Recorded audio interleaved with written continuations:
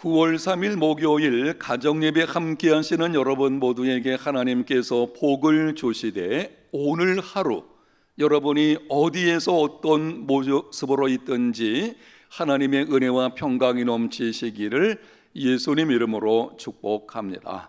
찬송가 300장 함께 부르겠습니다.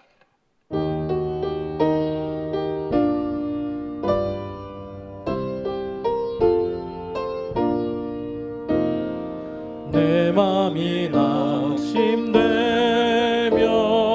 근심에 눌릴 때 주께서 내게 오사 위로해 주시네. 가는 길 캄캄하고 괴로움 많으나 주께서 함께하며 내 짐을 지시네. 그네가 내게 족하네. 그네가 족하네. 이 괴로운 세상 지날 때 그네가 족하네. 희망이 사라지고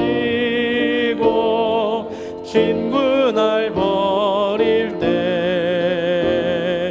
주 내게 속삭이며 새 희망 주시네. 싸움이 맹렬하여 두려워 떨 때에 승리의 왕이 되신 주 음성 들리네. 그네가 내게 족하네. 그네가 족하네. 이 괴로운 세상 지날 때 그네가 족하네. 번민이 가득 차고 눈물이 흐를 때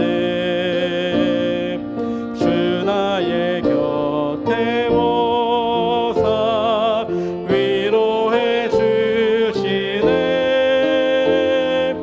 만난이 닥쳐와서 어려움 당할 때 주님의 능력이 뭐 원수를 이기네.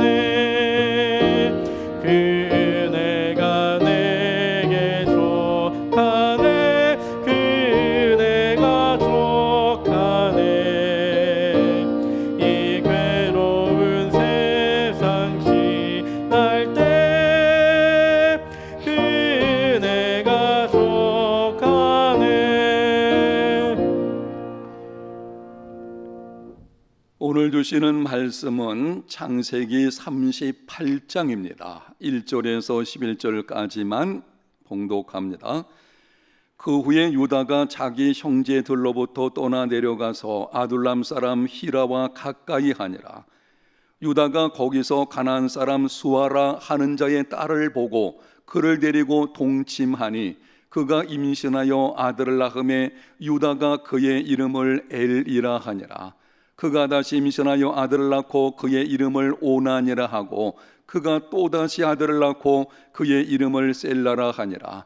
그가 셀라를 낳을 때에 유다는 거십에 있었더라.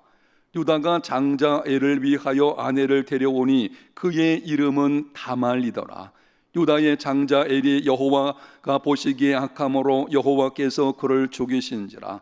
유다가 오난에게 이르되 내 형수에게로 들어가서 남편의 아우된 본분을 행하여 내 형을 위하여 씨가 있게 하라. 오난이 그 씨가 자기 것이 되지 않을 줄 알므로 형수에게 들어갔을 때에 그의 형에게 씨를 주지 아니하려고 땅에 설정하매 그 일이 여호와 보시기에 악함으로 여호와께서 그도 죽이시니 유다가 그의 며느리 다말에게 이르되 수절하고 내 아버지 집에 있어 내 아들 셀라가 장성하기를 기다리라 하니 셀라도 그 형들 같이 죽을까 염려함이라. 다말이 가서 그의 아버지 집에 있으니라. 아멘. 기독교와 다른 종교를 구분해주는 가장 중요한 단어는 은혜입니다. 세상 다른 모든 종교는 공로의 종교입니다. 그러나 기독교는 은혜의 종교입니다. 오늘 우리가 읽은 본문을 포함하여 창세기 38장은 기독교가 은혜의 종교임을 잘 보여줍니다. 창세기 38장은 야곱의 네 번째 아들 유다가 그리고 그의 가족과 관련된 이야기입니다. 내용을 보면 너무 부끄럽고 수치스러운 것이라 언급하기도 힘들 정도입니다. 여러분이 주목해서 읽어보면 이거는 삼류 소설 같아 라는 생각이 들 수도 있을 것입니다. 내용을 정리해 드리면 다음과 같습니다. 유다는 하나님을 알지 못하는 이방 여인과 결혼하여 세 아들을 낳았습니다. 아들이 장성함에 큰아들 엘을 위하여 이방 여인 다말을 며느리로 맞이했습니다. 장자 엘이 하나님 보시기에 악을 행함으로 하나님께서 자식이 없이 죽게 하셨습니다. 당시 계대 결혼의 관습을 따라 계대 결혼이란 형이 죽으면 동생이 형수를 취하여 아들을 낳아 대를 잇게 만드는 것입니다. 구약성경 신명기 25장에도 기록되어 있습니다. 그 관습과 율법에 따라 둘째 아들 오난이 형수에게 들어갔으나 그 씨가 자기 것이 되지 않음을 알고 땅에 설정을 했습니다. 그 일이 하나님 보시기 악함으로 하나님께서 죽이셨습니다. 유다는 셋째 아들 셀라까지 죽는 일이 일어날까 두려워서 어리다는 핑계로 장성할 때까지 기다리라며 며느리 다말을 친정으로 보냈습니다. 셋째 아들 셀라가 장성했음에도 시아버지가 자신에게 주지 않자 다말은 창녀 차림을 하고 시아버지 유다와 동침하는 사건이 벌어졌습니다. 다말이 임신했다는 소식을 듣고 처음에 유다는 며느리를 죽이려고 했습니다. 그러나 자신으로 인해 임신한 것과 셋째 아들이 장성했음에도 주지 않았기 때문에 일어난 일임을 알고는 말하기를 내가 나보다 옳다. 그로 인해서 쌍둥이 아들이 태어났습니다. 여러분, 하나님의 말씀인 성경에 이렇게 부끄러운 내용을 적나라하게 기록한 이유가 무엇입니까? 그것도 요셉에 대하여 기록하다가 갑자기 유다와 그의 가족에 대한 부끄러운 이야기를 기록하는 이유가 무엇입니까? 여러 이유들 가운데 오늘은 한 가지만 말씀드리겠습니다. 하나님의 은혜는 어떠한 죄보다 크다는 것을 보여주시는 것입니다. 야곱의 12명 아들들 가운데서 장차 오실 메시아의 조상으로 자격이 있는 것처럼 보이는 자가 있다면 요셉이라고 할 것입니다. 요셉은 어렸을 때부터 부모를 공경했습니다. 고난이 찾아왔을 때에도, 고난이 계속될 때에도 흔들림이 없이 하나님과 동행하는 삶을 살았습니다. 고난이 지나고 꿈이 이루어졌을 때에도 교만하지 않았습니다. 후에 형들이 찾아와서 용서를 구할 때는 진정으로 용서했습니다. 그의 삶은 예수님 닮은 삶이었습니다. 그런데 하나님은 요셉의 후손이 아닌 유다의 후손을 통해 메시아를 보내셨습니다. 불신자와 결혼하고 불신 며느리를 맞이하고 아들들은 악함으로 하나님의 징계로 죽고 창녀와 동침하여 임신을 시키고 시아버지와 며느리 사이에서 쌍둥이를 낳고 이전에는 동생 요셉을 상인들에게 팔아 버리자고 제안한 사람이기도 했습니다. 그 사람이 유다입니다. 그럼에도 하나님께서 유다를 선택하시고 그의 후손을 통해 메시아를 보내셨습니다. 이유가 무엇입니까? 하나님의 은혜는 어떤 죄보다 크심을 보여주시는 것입니다. 구원은 전적인 하나님의 은혜입니다. 더 놀라운 사실은 창녀 차림을 하고 시아버지와의 사이에서 쌍둥이를 낳은 다말, 이 여인의 이름이 마태복음 1장에 있는 예수님의 족보에 기록되었습니다. 당시 사회에서 여자는 법률상 권리가 주어지지 않았습니다. 족보에 기록된다는 것은 생각하기도 어려운 일입니다. 그럼에도 다말은 예수님의 족보에 올랐습니다.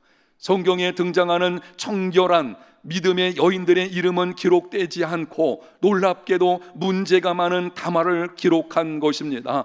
무엇을 보여주시려는 것입니까? 하나님의 은혜는 어떤 죄보다 크다는 것을 보여주시는 것입니다. 아무리 무서운 죄라도 용서받을 수 있다는 것을 선포하시는 것입니다. 신약 성경에 보면 하나님께서 예루살렘에 머물러 있던 복음을 이방에 전하기 위해 바울을 선택하셨습니다. 당시 바울은 교회의 원수였습니다. 예수님 믿는 자들을 찾아 핍박하고 죽이는 것을 자기 사명으로 알던 자였습니다. 심지어 외국에까지 가서 예수 믿는 자들을 잡아다가 핍박을 했습니다. 당시 헌신된 제자들이 있었습니다. 그런데 이렇게 문제가 많은 바울을 찾아가서 만나주시고 변화시켜주시고 이방인의 사도로 삼으신 이유가 무엇입니까? 사도 바울이 하나님께서 자신을 구원하시고 부르신 이유를 이렇게 기록합니다. 디모데후서 1장 16절. 그러나 내가 긍휼을 입은 까닭은 예수 그리스도께서 내게 먼저 일체 오래 참으심을 보이사 후에 주를 믿어 영생 얻는 자들에게 본이 되게 하려 하심이니라. 다시 한번 하반절을 들어보십시오. 후에 주를 믿어 영생 얻는 자들에게 본이 되게 하시려고 그리하셨다. 자신과 같은 죄인 중의 괴수도 용서받을 수 있다는 것을 보여주시려고 자신을 구원하셨다는 것입니다. 자신을 모델 케이스로 하나님이 삼으셨다는 것입니다. 흉악한 죄인이라도 예수님을 믿음으로 구원받고 하나님 나라에서 훌륭한 일꾼이 될 수 있음을 보여주시려고 바로 그 목적을 가지고 자신을 선택하셨다는 것입니다. 이렇게 말하는 자들이 있습니다. 다른 사람은 몰라도 저 사람은 안 될 거야. 다른 죄는 몰라도 내가 지은 죄는 용서받을 수 없어. 아니요, 그렇지 않습니다. 용서받을 수 있습니다. 하나님의 은혜와 사랑은 어떤 죄보다 큽니다. 종교개혁자 루터는 창세기 38장을 주석하며 다음과 같이 결론을 말했습니다. 그러므로 아무도 자기 의와 지혜를 가지고 하나님 앞에 나갈 수 없고 아무도 자기 죄 때문에 절망해서는 안 된다. 아주 좋은 말씀이기 때문에 제가 다시 한번 읽어드리겠습니다. 그러므로 아무도 자기 의와 지혜를 가지고 하나님 앞에 나갈 수 없고 아무도 자기 죄 때문에 절망해서는 안 된다. 사랑하는 성도 여러분, 죄 때문에 절망하지 마십시오. 하나님의 은혜는 어떤 죄보다 큽니다. 누구든지 흉악한 죄인이라도 자신이 죄인임을 알고 죄의 자리에서 일어나 하나님께 나아가기만 하면 용서하여 주시고 하나님의 자녀로 삼아 주십니다. 거룩한 사람으로 변화되게 하시고 그에 걸맞은 복을 주십니다. 그리스도와 함께하는 상속자가 되게 하십니다. 한 번은 예수님께서 세리 마태의 집에 가셔서 죄인들로 소문난 사람들과 함께 식사하셨습니다. 바리새인들은 예수님 행동이 도무지 이해가 되지 않았습니다. 제자들을 향해 비난했습니다. 어찌하여 너희 선생은 세리와 죄인들과 함께 식사를 하느냐? 그 말을 전해 들으신 예수님께서 말씀하셨습니다. 건강한 자에게는 의원이 쓸데없고 병든 자에게라야 쓸데있느니라. 내가 의인을 부르러 온 것이 아니오 죄인을 부르러 왔노라. 여러분, 예수님께서 내가 죄인을 부르러 왔다라고 하실 때에 어떤 제한 사항을 두지 않으셨습니다. 흉악한 죄를 짓지 않은 사람들 혹은 상대적으로 작은 죄를 지은 죄인들을 부르러 왔다, 이런 방식으로 말씀하지 않으셨습니다. 예수님 말씀에 어떤 조건이나 제한이 없습니다. 그러므로 누구든지 어떤 죄를 가지고 있든지 예수님을 믿으면 구원을 받습니다. 예수님은 죄인을 부르러 오셨기 때문에 우리는 죄인된 모습 그대로 예수님께 나아가기만 하면 됩니다. 자신의 죄를 해결한 후에 혹은 어느 정도는 자신을 바꾼 후에 그리고 나서 예수님께로 나아가려고 하지 마십시오. 예수님께서는 죄인을 구원하러 오셨기 때문에 우리는 죄인된 있는 모습 그대로 예수님께 믿음으로 나아가면 하면 됩니다. 나아가면 예수님께서는 용납하여 주시고 용서하여 주시고 새 사람으로 변화시켜 주십니다. 사랑하는 성도 여러분, 기독교는 은혜의 종교입니다. 하나님의 은혜는 어떤 죄보다 큽니다. 용서받지 못할 죄는 없습니다. 지금 여러분의 있는 모습 그대로 자신을 하나님께 내어 드리십시오. 하나님께서 용납하여 주시고 새롭게 하시며 거룩하게 하시고 풍성한 은혜로 채워주심을 경험하는 삶이 될 것입니다. 이 놀라운 하나님의 은혜가 여러분의 삶에 넘치시기를 예수님 이름으로 축복합니다.